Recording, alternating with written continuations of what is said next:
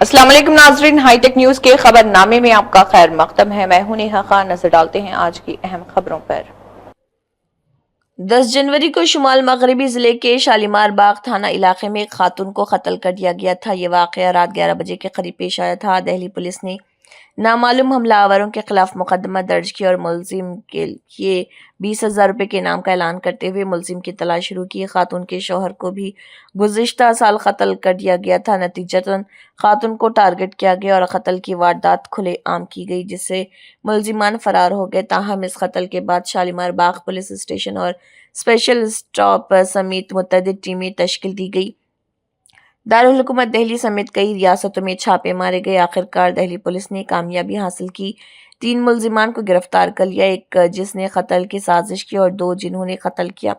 गिरफ्तार मुलजिम की शनाख्त हरियाणा के पानीपत जिले के खंडरा गांव के रहने वाले निखिल के तौर पर की गई। दूसरे मुलजिम की शनाख्त भलसवान गांव के रहने वाले भरत यादव के तौर पर हुई। तीसरे मुलजिम की शनाख्त हरियाणा के पानीपत जिले बलजतन के रहने वाले समीत के तौर पर की गई। मुलजिम के पास से सुभाष पैलेस थाना इलाके से चोरी की गई यामाहा FZ मोटरसाइकिल भी बरामद हुई। दिल्ली पुलिस की टीम ने एक i10 ग्रैंड i10 भी बरामद की।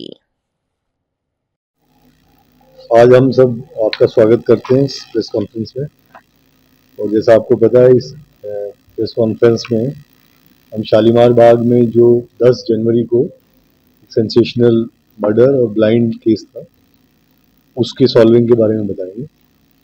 ये केस बहुत ही कहते हैं कि आजकल CCTV फुटेज भी है, सब कुछ है, उसके बावजूद ये एक्चुअल में बहुत ही कठिन केस था, क्योंकि इसमें जो तार जोड़े गए वो बहुत दूर दूर से तार जोड़े हुए थे और क्रिमिनल्स ने पूरी सावधानी बरती थी कि कहीं पे कोई सुराग ना बचे। हालांकि शक भरत यादव पे शुरू से था कि क्योंकि इनका पुराना डिस्प्यूट था, बट उसका पिछले 2 साल से अता पता नहीं था। वो 2 साल से बिहार में रह रहा था, जो अब हमें पता चला जब हमने उसको वहां से गिरफ्तार किया। तो उसने ये सारी कॉन्स्पिरेसी रची। इसमें खास बात यह है कि 2023 में भी एक मर्डर हुआ था, जिसमें विजेंदर नाम का शख्स की हत्या हुई थी, और उससे पहले एक अटेम्प्ट टू मर्डर हुआ था, जिसके अंदर इसके भरत के भाई के ऊपर अटैक हुआ था। तो ऐसी इनकी कई साल पुरानी राइवलरी हिस्ट्री है। विजेंदर के ऊपर भी लगभग 1 दर्जन केस है, और भरत के ऊपर अब ये दूसरा केस हो गया। एक पहले मर्डर था और अब ये दूसरा। तो 10 तारीख को जब ये शुरुआत होती है, जब सुबह सुबह 10:30 बजे जो विक्टिम है वो कहीं शोक सभा से आती है अपने घर के बाहर, और मोटरसाइकिल पे 2 लड़के आते हैं और शूट करके चले जाते हैं। उसके बाद हमने हमारे जॉइंट CP नॉर्दर्न रेंज के अंदर additional CP Bhisham Singh north west के, और कुछ हद तक एडिशनल CP रोहिणी राजीव रंजन, उनके स्टाफ ने भी इसमें योगदान दिया और बहुत सारी टीमें बनाई गई।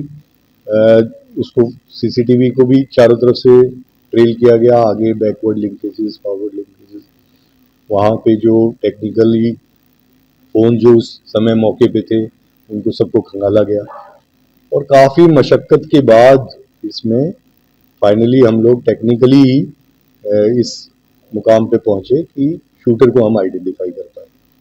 शूटर ने तब से अपने फ़ोन वोन सब ऑफ कर रखे थे, और ये हमें जरूर पता चल गया कि हरियाणा पानीपत से गांव से है, बट उसका लोकेशन फाइंड आउट करने में फिर समय लगा, क्योंकि इसने उसको वहाँ बिहार में बुला लिया था। और कल जब फाइनली हमारी जो टीम्स थी नॉर्थ वेस्ट स्पेशल स्टाफ की, वो जब गई तो पहले भागलपुर पोजीशन थी, फिर कटिहार में जाके फाइनली जंगल में एक हट से इनको पकड़ा गया, और उस जंगल में काफ़ी मशक्क़त करनी पड़ी। CRPF वगैरह वहाँ पे थी, और लोकल पुलिस को भी ग्रुप में रखा गया, और फिर कल रात में इनको वापस लाया गया।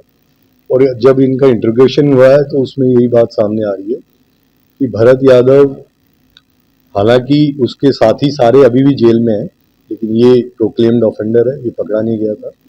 तो इसने ही साजिश रची थी कि जो मेन उसकी वाइफ जो उसकी पैरवी कर रही थी, अगर वो रास्ते से हटे तो केस में कुछ रिलीफ मिल सकता है। तो इसने, और इसमें जो लड़के इसने जुटाए वो दूर दूर के लड़के हैं। मतलब एक वहाँ पे हरियाणा में कोई फार्म है, कोई किसान है, मशरूम फार्मिंग करता है, उसके मार्फत जो मेन शूटर है निखिल के तक गया। निखिल ने फिर आगे अपने दोस्त सुमित को किया, और इसमें अभी 3 4 5 लोग और भी हैं जिनकी इंट्रोगेशन अभी चल रही है। सबका रोल क्लियर किया जा रहा है, और जैसे जैसे रोल क्लियर होगा तब उनकी अरेस्ट भी डाल देंगे हम आज का या कल में, क्योंकि अभी जब इतनी दूर से हम उनको लेके आए हैं तो काफ़ी विरोधाभास है उनके बयानों में। और कुछ, क्योंकि हर आदमी ये कहता है मैं तो निर्दोष हूँ, जब तक उसको हम कोरोबरेट नहीं कर लेते सारे सबूतों और एविडेंस के साथ, तो तब तक वो अपनी निर्दोष की कहानी सुनाता रहता है। लेकिन इनके पुख्ता एविडेंस थे, इन तीनों को तो अरेस्ट कर लिया है, बाकी की भी कार्रवाई जल्दी ही अमल में लाई जाएगी। तो इस केस में कोऑर्डिनेशन बहुत ज़बरदस्त रहा है कि एक टीम ने टेक्निकली उस नंबर को निकाला और उस आदमी की शिनाख्त की, दूसरी टीम ने वहाँ जाके बिहार में इतनी अच्छी रेड की, और पहले ही दिन, वरना इतनी दूर जब आप जाते हो तो बहुत कम चांस होता है कि पिन पॉइंट जंगल में जाके किसी आदमी को रातों रात उठा के ले आए, तो वो भी बहुत ज़बरदस्त काम है। तीसरा, जो इधर पे जो लोकल लॉजिस्टिक प्रोवाइडर थे, मोटरसाइकिल दी है, वेपन्स दिए, उन पे भी कई कर लिए हैं, उसकी अरेस्ट आज कल में हो जाएगी। तो कुल मिला के जॉइंट सीपी विजय के नेतृत्व में भीषम ने बहुत अच्छा काम किया, उनकी टीमों ने, और सभी टीमों ने बेहतरीन कोऑर्डिनेशन के साथ काम किया। जैसा आपको पता होगा, जब दिल्ली पुलिस में कोई सेंसेशनल केस हो जाता है और उसकी क्लू नहीं मिलता, तो हमारी क्राइम ब्रांच, स्पेशल सेल, सब लोग उसमें, बल्कि बाकी डिस्ट्रिक्ट्स भी, अभी जैसे नॉर्थ डिस्ट्रिक्ट ने ईस्ट और पश्चिम बिहार की फायरिंग बिश्नोई गैंग वाले पकड़े गए, तो सभी का कंपटीशन रहता है, हेल्दी कंपटीशन, कि हम भी कोशिश करें। और वो लोग भी नज़दीक थे, वो लोग भी बिहार तक गए हैं काफ़ी, जो और टीमें थी, लेकिन इस टीम ने बेहतरीन काम करते हुए और रातों रात उसको लेके आए। तो 10 दिन की बहुत ही मशक्क़त, बहुत ही बेहतरीन इन्वेस्टिगेशन, बहुत ही बेहतरीन टेक्निकल एनालिसिस, सब चीज़ों का जो मिला जुला एक समन्वय था, उससे आज हम इस चीज़ को क्रैक कर पाए। और मेरी सभी टीमों को और सभी लीडर्स को बहुत बहुत बधाई है, और उनको उचित सम्मान और रिवॉर्ड भी दिया जाएगा। एआई का इस्तेमाल इस प्रकार से है कि जब शुरू में सीसीटीवी की फुटेज आई थी तो काफ़ी हेजी सी थी, तो उसको एक तो हमने उससे किया, इम्प्रूव किया टेक्निकली अपने ऐप्स वगैरह के थ्रू। फिर हमने जो नेटग्रिड और जो बाकी हमारे सोर्सेज हैं, जिसमें ओसेंट वगैरह भी है, और वो एआई के थ्रू इसको पिन पॉइंट करने के लिए शक्ल को मैच कराना, वो सब चीज़ें, जब वो शक्ल चारों तरफ से मैच होगी, मतलब एआई के थ्रू भी, उसकी फ़ोन लोकेशन से भी, सीसीटीवी से भी, तब हम बिल्कुल कॉन्फिडेंट होंगे कि यही शूटर है।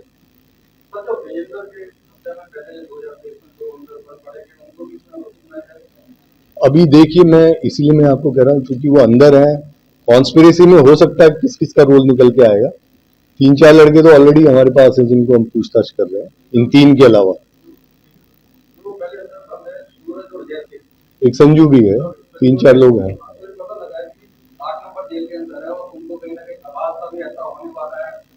है उसको हम बिल्कुल ठीक से इन्वेस्टिगेट करेंगे, और उनका रोल हुआ तो उनको भी शामिल करेंगे। ज़्यादा ही है, 300 से ज़्यादा ही है, क्योंकि आप देखो पूरा रोहिणी के यूईआर के पास मोटरसाइकिल मिली है, तो वो गई है इधर से घूम के, तो वो सारा ट्रेल जहाँ से आई थी पानीपत की तरफ से ये लोग गए हैं, तो वो सारा हरियाणा का पूरा, और कई स्टेट्स में और भी हमने रेड डाली इनको ढूंढने के लिए, 5 6 स्टेट्स में हमारी टीमें गई। तो सीसीटीवी भी है, ऐसे ही मोबाइल नंबर भी कोई हज़ारों खंगाले गए, और सभी टीमों ने अलग अलग अपने खंगाले। तो फिर बाद में एक टीम ने पहले निकाला, फिर दूसरी टीम का भी उससे कोरोबरेट हुआ, तो हम लोग निश्चित हो गए कि यही है।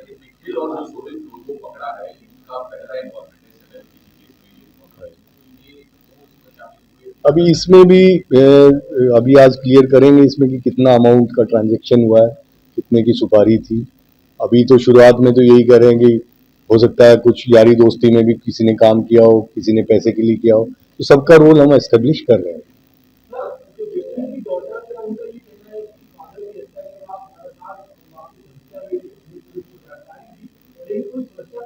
वो देखिए वो जो था 2023-24 में ऐसी चीजें हुई थी और उस समय एक्शन भी लिया गया था, लेकिन हाल फिलहाल में 1-1.5 साल से ऐसा लग रहा था कि कुछ इस तरह का डेवलपमेंट नहीं हुआ था, तो उस चीजों को भी हम देख रहे हैं। अगर उसमें कोई पूरे मामले में जो है आपने लेफ्ट आउट जो क्रिमिनल है ये फरार हो गए और पुलिस ने इस का पूरा ध्यान है। हाँ। अगर भरत यादव को 2023 से अब तक गिरफ्तार कर लेते थे इसके बाद तो हमने जो तत्परता आप दिखाएगा पहले दिखा सकते हैं। हाँ बिल्कुल, आपकी बात का मैं जवाब दे रहा हूँ। हर मीटिंग में, चाहे वो डीसीपी की क्राइम रिव्यू मीटिंग है, सीपी साहब की पूरे दिल्ली की मीटिंग है, लेफ्ट ओवर क्रिमिनल्स का हिसाब लिया जाता है। अब लेफ्ट ओवर क्रिमिनल के ऊपर क्या एफर्ट किए गए डिस्ट्रिक्ट ने, उसके ऊपर स्पेशली स्पेशल स्टाफ एटीएस वगैरह को लगाया जाता है जब वो थाने से नहीं पकड़ा जाता। और ये बात, इसमें जो भरत वाली बात है, मैंने शुरू में भी आपको कहा था कि ये बिहार में कहीं भी किसी जगह 5-7 दिन से ज्यादा रुका नहीं, और रुका भी है तो कहीं जंगल में, खेत में, नदी किनारे, उस तरह से ये चलता रहा है। अगर ये इस तरह से रडार पे नहीं आया, और इसमें ठीक है बहुत सारे क्रिमिनल्स हैं जो लेफ्ट ओवर अभी भी बचे हुए हैं, तो वो निरंतर एक एक्सरसाइज है, उसको हम ये नहीं कह सकते कि आज के दिन कोई लेफ्ट ओवर नहीं बचे, तो वो हम लगे रहते हैं, वो भागते रहते हैं, तो ये पुलिस और चोर का तो चलता रहता है। ये रंजिश थी प्रॉपर्टी के ऊपर, एक कोई 200-250 गज का प्लॉट है वहाँ पे, कोई कट्टे वाला मंदिर के सामने, उसके ऊपर ही पहले के जो 2-3 केस हैं उसके ऊपर भी वो था। और वो रंजिश के अलावा इनका वैसे भी एक वो रहा है कि जो पहले रचना के जो हस्बैंड है उसके ऊपर भी करीब 10 केस हैं, और यूपी, उत्तराखंड और दिल्ली वगैरह में है। तो इसको जो अभी इंट्रोगेट कर रहे थे, अब इसमें कितनी सच्चाई है वो देखनी पड़ेगी। ये बोलता है कि हमने उसको इसलिए मारा था विजेंद्र को क्योंकि हमें डर था कि वो पहले हमें मार देगा, जो एक्चुअली बदमाशों में कई बार होता भी है कि हम नहीं मारेंगे तो वो मार देगा। तो इसका ये कहना, बाकी देखते हैं जो सही होगा। ठीक है।